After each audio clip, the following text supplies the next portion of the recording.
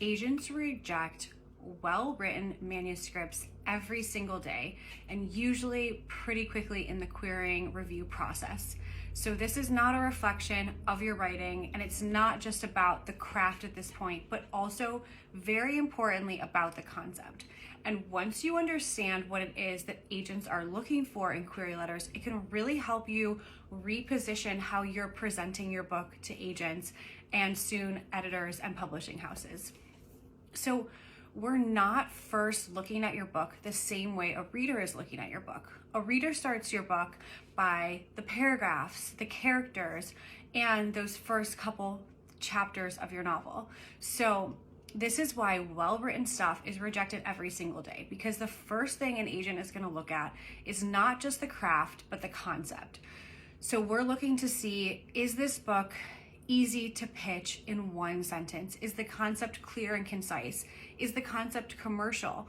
Is it marketable? Do you know your comparatives? And this is why agents ask you in your query letter to do a short synopsis, because we're looking for concise, clear concept. This is why we ask for comparables, because we're trying to gauge where in the market is this book going to fit best. And sometimes there is writing that is so beautiful in those sample pages, but the concept and the marketing is just not aligning with what's contemporary and what we know or we feel will sell easily. When I open a query, I'm first scanning for these three things. I'm scanning for your genre. Where on the shelves is your book going to sit? And what other books is it going to be nearby? Then I'm looking for your concept, something clear and concise, something that I can send in an email and the essence of your story is translated there. So if your summary paragraphs are long, more than 2 or 3, you need to get that into a more concise, clear place where you can really present your book. And the third thing I'm looking for in those queries are the recent comps.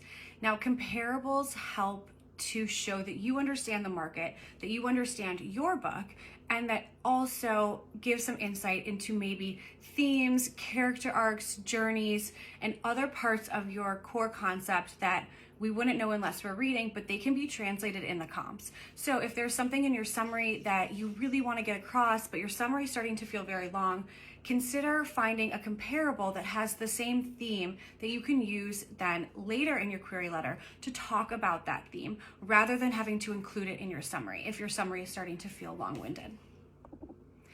This isn't personal at this point. It's not always a reflection of your writing. It really is just professional. We know that editors are looking at books that they can pitch in a couple breaths that they can sell easily. And so agents have to filter that same way too, because our job is to get your book in front of publishers, audiobook companies, film and TV. And so that needs to be an easy to pitch core concept that is marketable, because that is how it's going to sell. This is totally different than how readers first interpret your work, where it's all about the writing, the storytelling, and the journey. And after an author checks those 3 boxes on query reviews, then it goes into the sample pages. And this is where your craft stands out, because similarly to there being great writing with no great marketability or concept, there can be a great core concept where the craft and the writing is maybe just too early for submission, or it's just not quite there. So when you're presenting your query, think, okay, my query letter is for my quick pitch, my sales, getting excitement, understanding my concept.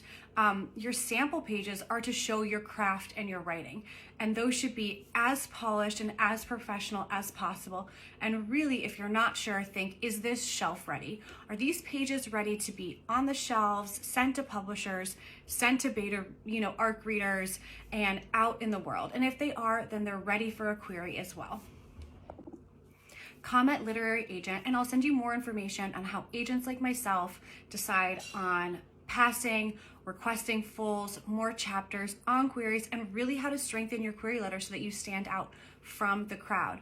When you move into this query phase, you're getting out of the writership part of the book, and it's more into the sales and marketing. So it's important to put on a slightly different hat, a slightly different way of thinking, and have the best opportunity to get your book where it needs to go.